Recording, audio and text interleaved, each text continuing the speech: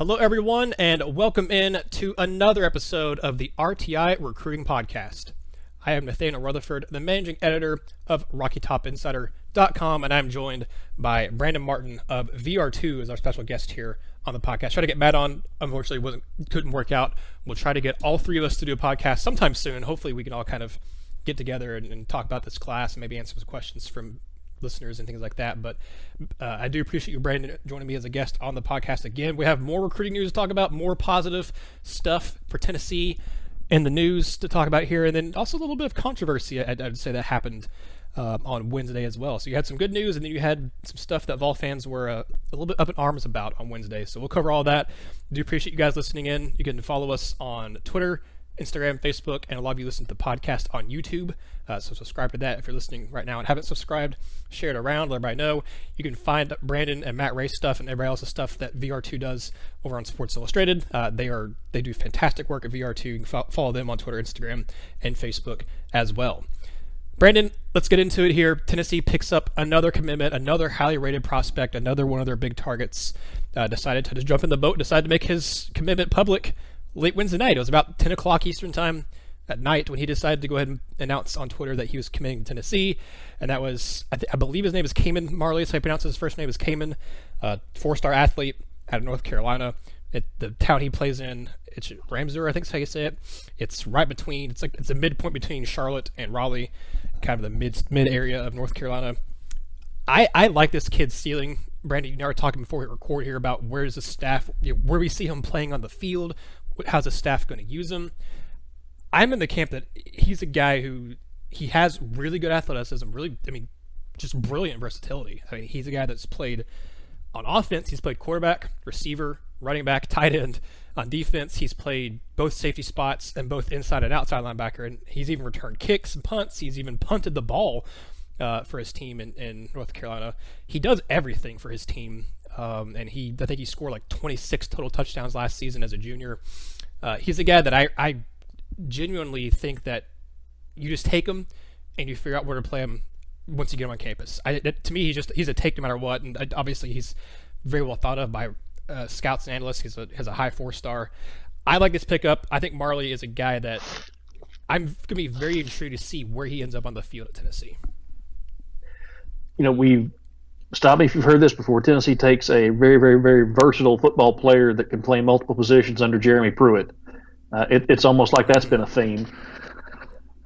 Marley, to me, he's a little different than some of the other guys we've seen. Normally it has been, is he a corner or a safety? Or is he a safety or a linebacker? Is he inside linebacker, outside linebacker, defensive end or outside linebacker? Is he a tight end or a wide receiver? With Marley, it is, first of all, let's figure out what side of the ball you put this kid on, because he is an absolute impact player on both sides of the ball. The reason it's going to be so difficult to figure out where Marley plays at Tennessee is literally all his film is good.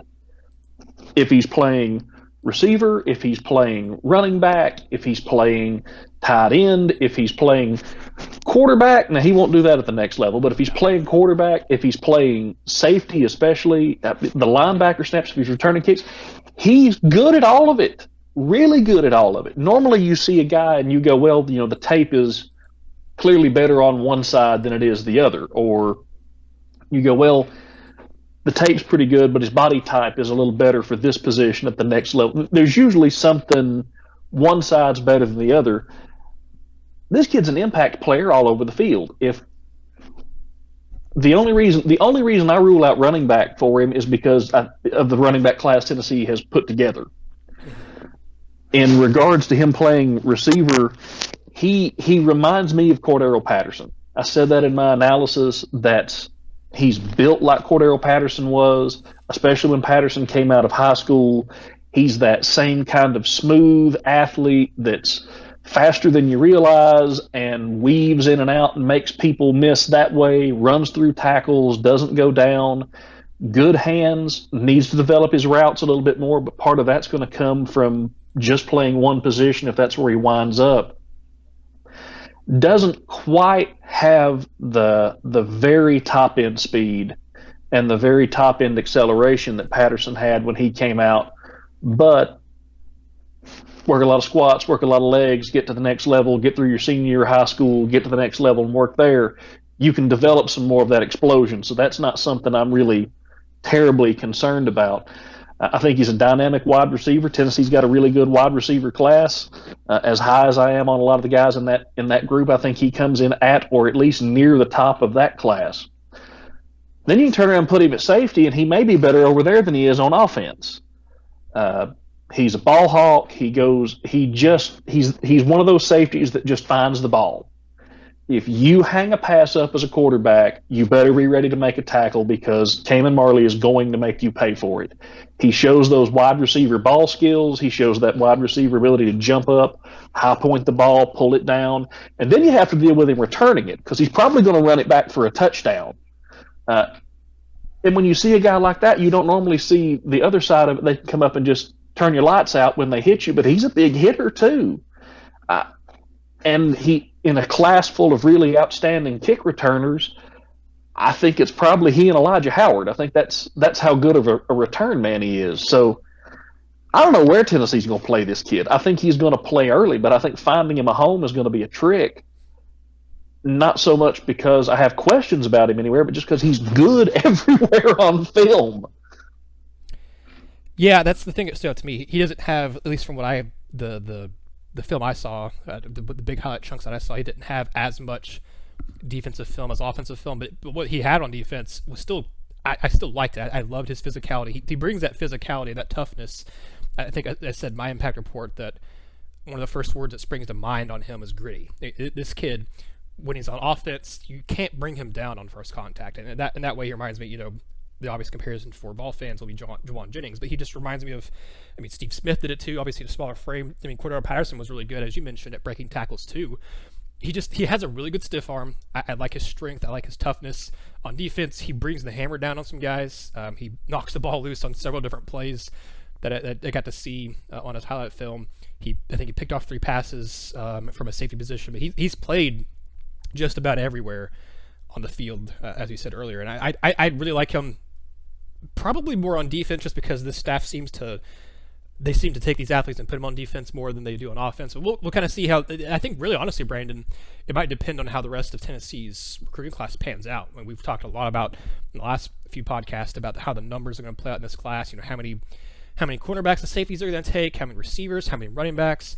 I think it might depend where they play Marley once he gets on campus, just kind of how the numbers are working out for Tennessee at that point, because you also look at who goes pro after this season. Do both Taylor and Thompson in the secondary go pro? So does Tennessee have an immediate need to have some more cornerbacks back there? And obviously, Marley's not going to play cornerback, but does that mean you move someone that you have committed or on the roster right now from safety to corner, and thus you're going to move Marley back to safety? There's going to be a lot of moving parts, and I just think he's a guy that I wouldn't say he's plug and play, and that's why I don't know that he's going to be an immediate contributor, maybe as much as like a Kamar Wilcoxon or someone else can, because wherever he goes, he's not had the specialized training in high school of learning 1 or even 2 positions. He's played, he's played like 7 or 8 positions in high school, so he's going to have to learn the nuances of what a position he gets to in college. So I don't anticipate him making as big of an immediate impact as some of these other kids in this class, but his long-term future, I think it's really, really high. I think he is a phenomenal athlete who I have questions about his explosiveness right now from his initial acceleration off the burst, off the snap on offense.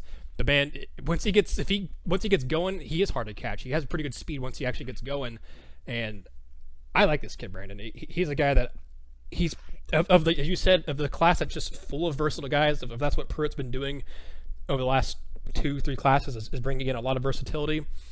Honestly, Marley might be the most versatile player that Pruitt has recruited and signed and or committed so far at Tennessee. I think he's definitely in that group of being the most versatile. I think it's probably he and Elijah Howard.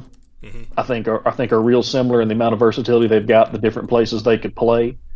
Marley is I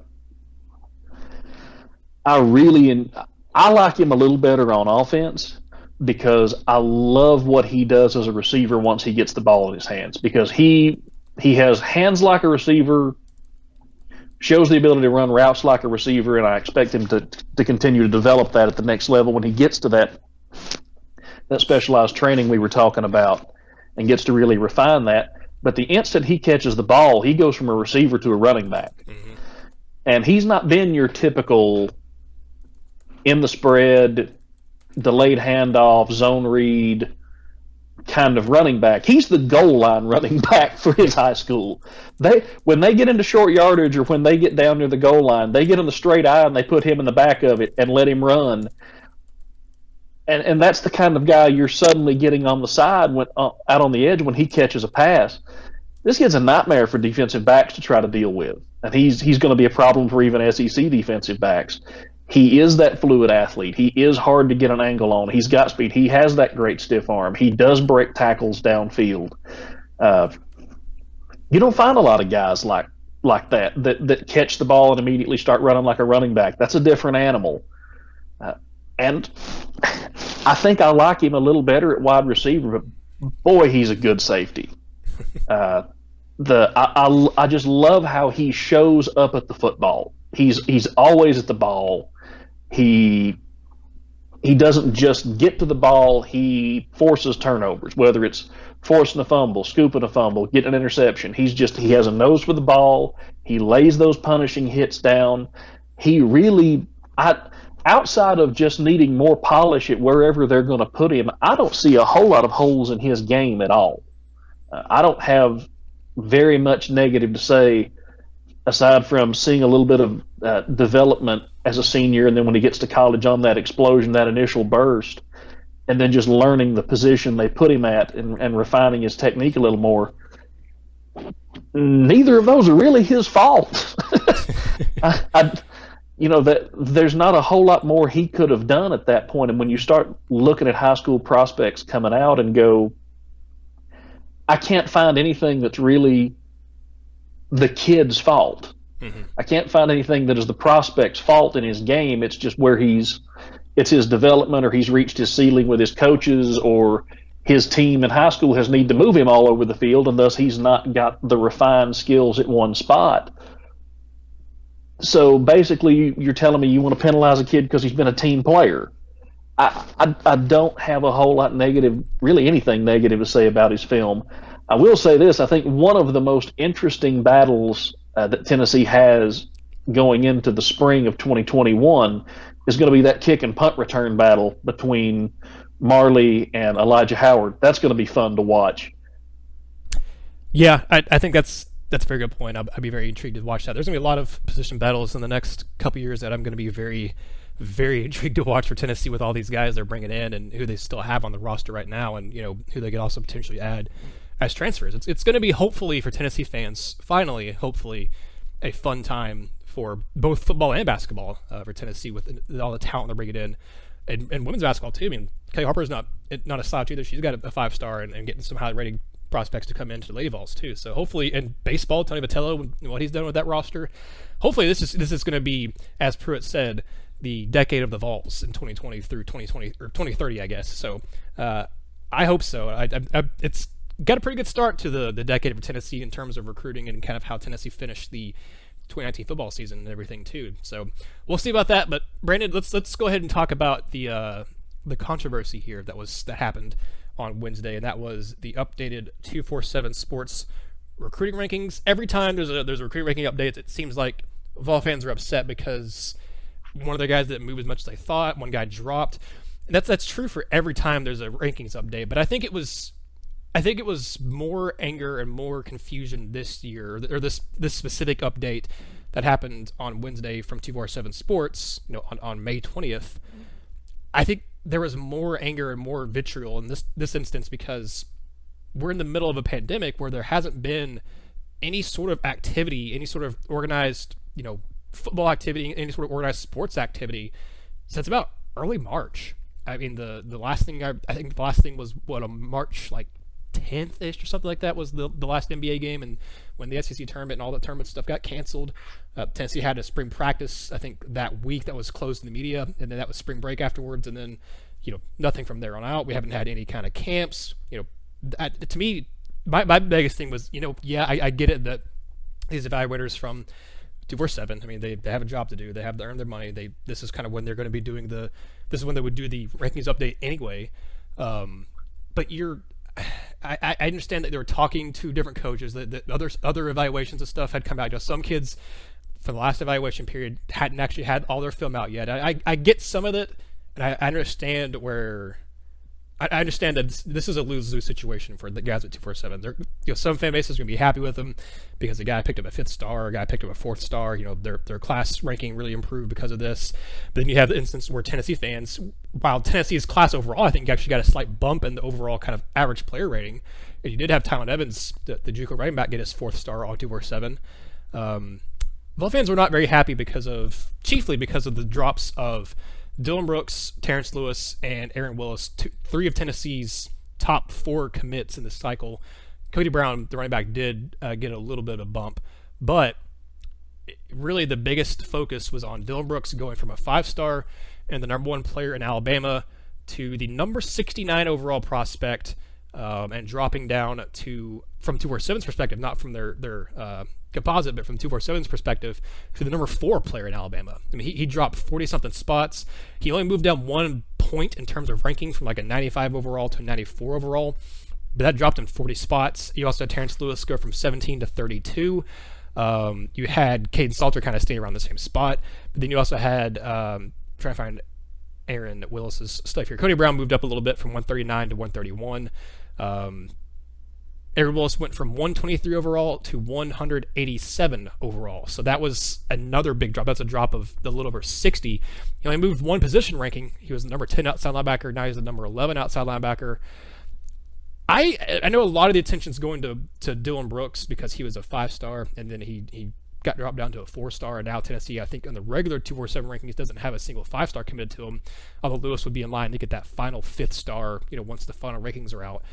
I'm actually a little more upset about Aaron Willis because I don't know how you can watch his film specifically, and I don't know how you watch Dillon Brooks' film either, really, to be honest, and drop these guys as much as they did. Yes, I get it. Like I said, with Brooks, he dropped 1 actual point in terms of overall ranking, from a 95 to a 94, and I think the same thing might have happened with Brooks. From Willis, he went from a 93 to a 92. I just don't know how you can watch their film, and I get it. Some guys are going to move up, and it's going to knock them down anyway because of all the formulas and all the rankings and stuff like that. Some other guys are going to earn their 4th star, and they're going to bump other guys down because of that. But Brandon, am I crazy in thinking, I don't think there's some kind of conspiracy theory or anything like that, but I just think it's weird that of all the times right now when there hasn't been any organized sports activities for 2 months, I just don't understand all of this movement. And I having I guess like a site-wide rankings update. Update the guys who you didn't have filming stuff for beforehand, or update the guys that they put out more stuff. I don't understand updating guys who you've seen their senior film for months now. Nothing's changed about them. They haven't, nothing's changed about their senior film. Nothing's changed about them going to camps because there hasn't been any camps. So I don't understand why the drops for Dillon Brooks, for Aaron Willis, for Terrence Lewis, because there hasn't been anything different about them since the last ranking evaluation, the last ranking update that 247 Sports did. I guess I want to start out saying that I have a lot of respect for the guys at 247 for what they do. They really bust their tails putting together the ranking system that they have. They look at a lot of film. They do a lot of work. It is not an enviable task. No. And so I mean it's a lot of work, and I understand they put a lot into it, and I respect that. And now, having said that, the 2 guys that I have the biggest issue with are Dillon Brooks and Aaron Willis. To build off of what you said, yes, I don't understand. If you wanted to raise a guy, I understand that. If you look at someone and say, well, we've misevaluated them, or maybe they were somebody we didn't watch enough film of, because we have so many kids that we see film on, and we've not really evaluated them closely. I think a really good example of that is Tylen Evans. Tylen Evans was junior college running back. He came on the second half of the season. Junior college evaluations usually are a bit behind the high school player evaluations. It makes sense to me to see Tylen Evans go up because maybe I knew about where he was, but I sat down and I watched more of his film because we have a pandemic. There's not camps to go to. There's not new film. There's not 7-on-7. So I'm just going to be reviewing film, or maybe I'm going to get a jump on my JUCO guys. And you start watching more film of Evans and go, man, he's better than I thought he was. That makes sense to me. Now, the issue I have with guys like Willis and Brooks are, you have evaluated these kids heavily to this point. These are your elite prospects. You have seen film on these guys a lot. You've seen a lot of film on these guys. You've watched them for years. You know what they are. And I don't understand how you justify suddenly dropping them 60 spots apiece. I especially don't understand dropping Brooks and Willis because their tape's phenomenal. Mm-hmm. If you put on Dillon Brooks film and tell me how you block that kid. And I've said that on air before when you asked me when we had that run of 11 commitments in 11 days. You asked me at the end of that who was at the time my favorite commit out of that bunch, and I said Brooks because I don't know how you block him.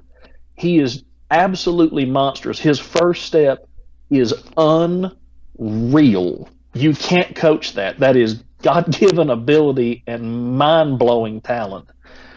And you watch his film, and he looks unblockable. He is a force of nature coming off that edge, whether it's to blow up run plays or sack the quarterback. And I don't understand how you watch his film and think he's anything but a 5-star. Size, talent, production, all of it, everything translates. There is no justification to me to drop this kid the way you've dropped him. His film is every bit the 5-star film that you would expect. I think his film is better than Terrence Lewis's. I know there are some people who are upset that Lewis dropped, but I felt like Brooks was better than Lewis all along. Now, that's just my personal opinion. The other one that I don't understand is Aaron Willis. We talked about when he committed. His tape is fantastic. He and Brooks have the best tape in the entire class. Willis only goes places on film at 100 miles an hour.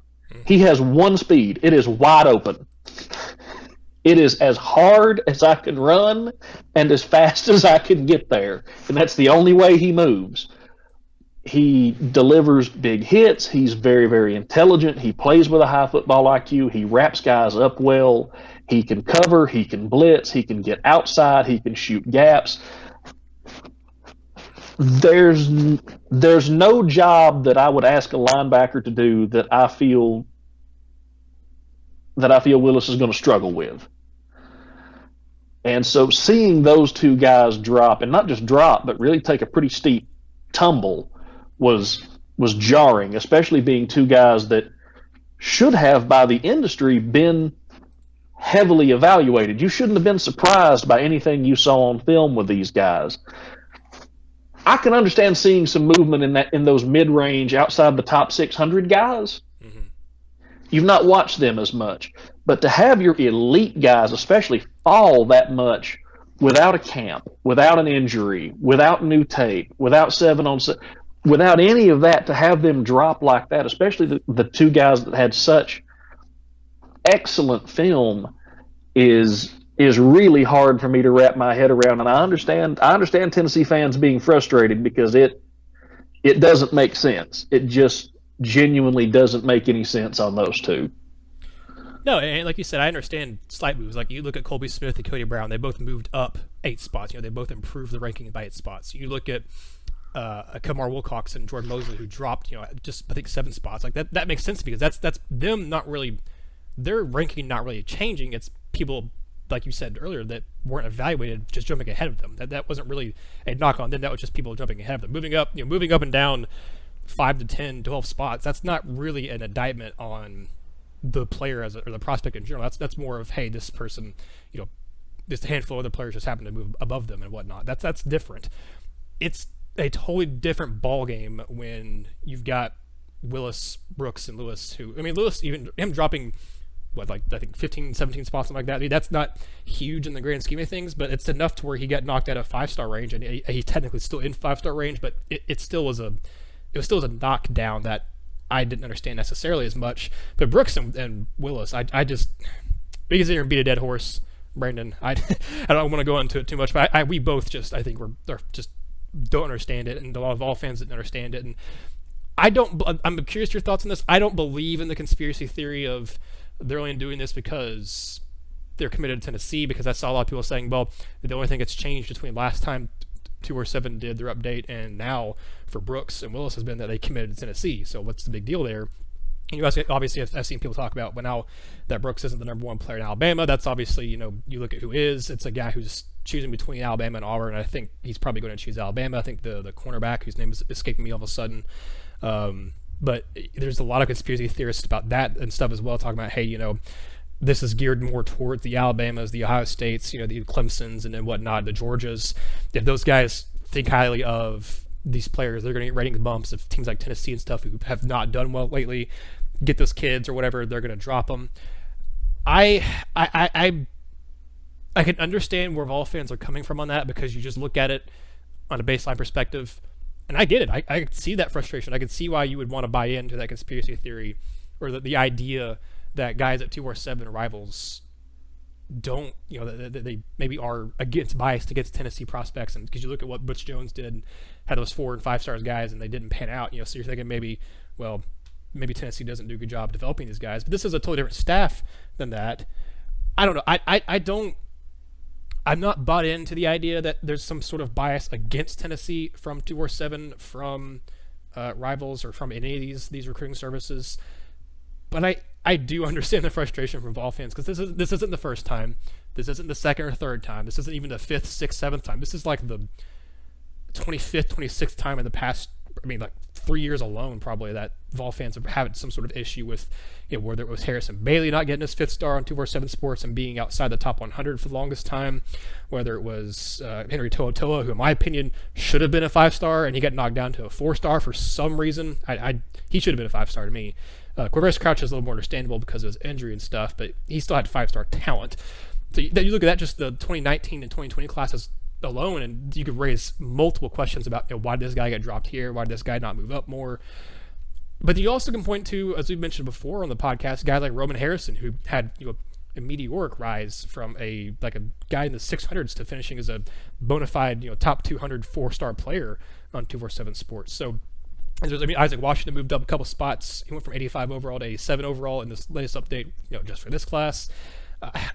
I don't think that there's a bias against Tennessee, but at the same time, because this has happened so much, to Vol fans, or as Tennessee's recruiting class specifically over the last handful of years, I don't fault Vol fans for looking for reasons and grasping for straws as to why this is the case. Because if it keeps happening to you, you're going to want to know why this keeps happening to you. Well, I'm not bought into a conspiracy theory or anything like that, but I will say this, that at some point, if it looks like a duck and it walks like a duck and it quacks like a duck, it's probably a duck. And I don't understand how anybody could put on Harrison Bailey's film from last year and go, that's not a 5-star quarterback, with a straight face. Mm-hmm. That's not because he came to Tennessee. Just go watch his film. Go watch the throws that he's capable of making. Go watch the throws that he made against as good a competition as there is in the country. Look at his performance. Look at the way that he played. And I just don't understand how you could see him as anything other than one of the elite quarterbacks in the nation. Again, I'm a film guy, even more than camps and stuff. I'm a film guy. I want to see what you do on Friday nights. I want to see how you play in a game. I want to see how you play in pads. I understand there are a lot of things I can learn from seeing you work out in shorts and a t-shirt, especially if you go to a small school or don't play against great competition. You go to a regional camp and you're doing one-on-one drills with the other elite players in the state in your area. Now there's some more value to that. But especially if you're playing good competition on Friday nights, if you're playing guys who are playing against teams that have got guys going to Division I schools, especially guys going to Power 5 schools, I care more about what you did on Fridays. That's what I want to see. you can't tell me there's anything on film that justifies dropping those, again, Brooks and Willis the way that you did. You can't tell me that the quarterback rankings don't get a little political between all of the sites, but the quarterback rankings especially, and Bailey's film speaks for itself. I don't think there's a conspiracy theory, but when you continue to see a pattern and you continue to see things like this happen over and over again, at some point you got to kind of wonder. At some point you're gullible for thinking that it's all just coincidence. So I do think with those two, I think there's a point to start asking some legitimate questions about, okay, hey, why is this going on? What is your justification for this? Because it's bad take and it needs some. And when the only change is where they decided to go to school or where they picked, like I said, I don't believe there's a conspiracy theory, but this is starting to look an awful lot like a duck. I mean, I'm with you. Like I said, I totally understand Vol fans being upset about it, and I understand them wanting answers. And I saw Shannon Terry of Source 7 going back and forth with some people. I think most notably Smokey Vol on Twitter, and he answered questions. And he was being, both guys were being pretty respectable to each other, and no one jumped to conclusions. No one was being rude. So I appreciate when they do, guys like Shannon and other guys actually answering questions and whatnot, because like you said earlier, I respect what they do. I don't envy them at all. I would not want to be one of those. That is a hard job. Yeah. I'd rather be someone, like a GoVols, like a Ryan Callahan or a Grant Raby, who's just responsible for covering teams. I would not want to be one of the national guys or one of these scouts and analysts who has to go to the camps and has to do these things that are responsible for the rankings, because, I mean, they get no love. They get no love at all. You don't ever make anybody happy. Nope. It's like working on the financial aid department of the school. Nobody is happy to see you. Mm-hmm. Nobody is in a good mood when they come in there. It's working customer service. Nobody's glad to see you. If they have come to you, they're already in a bad mood.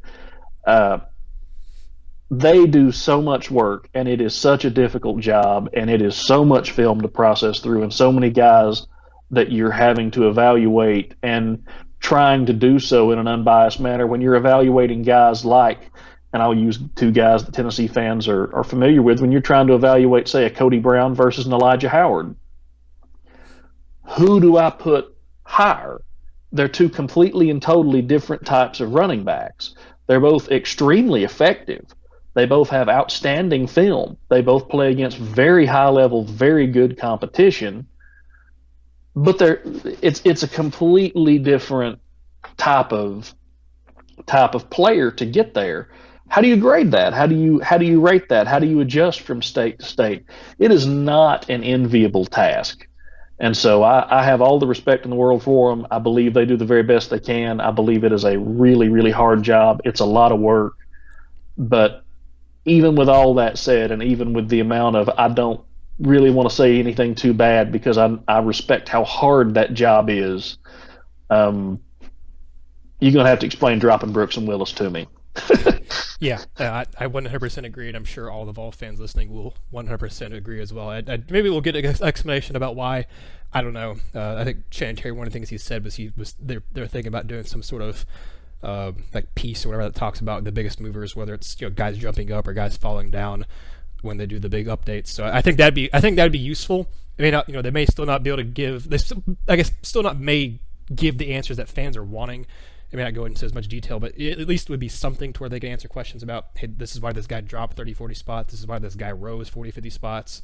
So I think I think it's worth doing for them. I think obviously it's going to take some time too.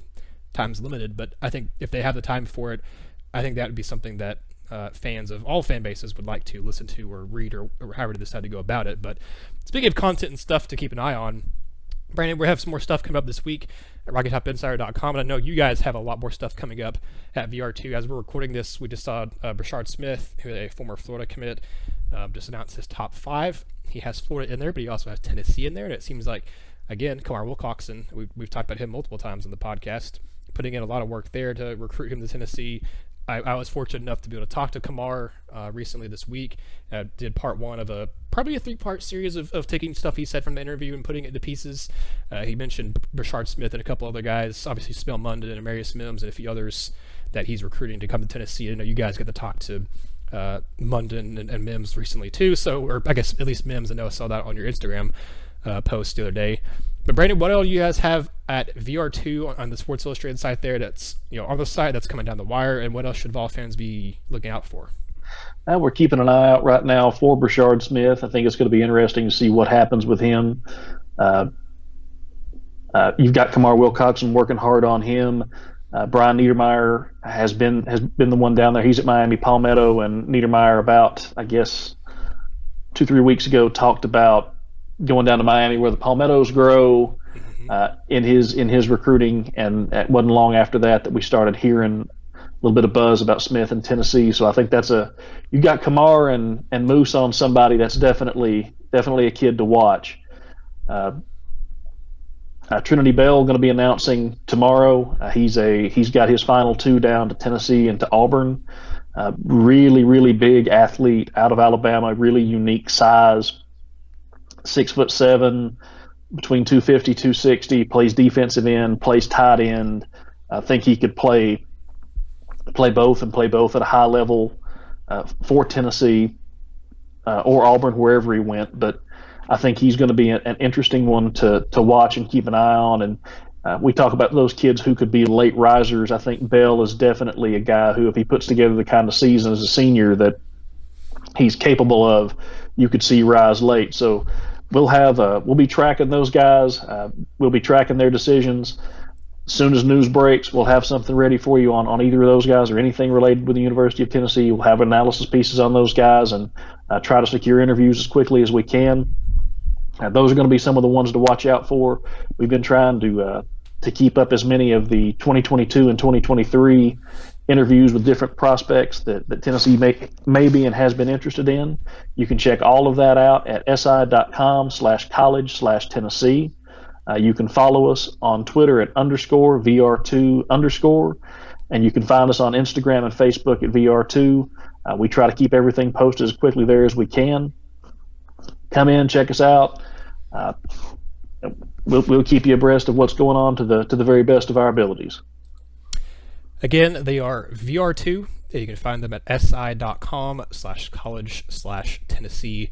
Do a fantastic job on their coverage there, of especially recruiting stuff going on for Tennessee, but they also do a little bit more than just cover recruiting. They cover the team and some basketball stuff as well for Tennessee. So that's VR2. We're also RockyTopInsider.com, and we're, as I said earlier, on Twitter, Instagram, Facebook, and YouTube. Signing off for Brandon, I am Nathaniel. Thank you all so much for tuning in to this episode. And until next time, this has been another episode of the RTI Recruiting Podcast.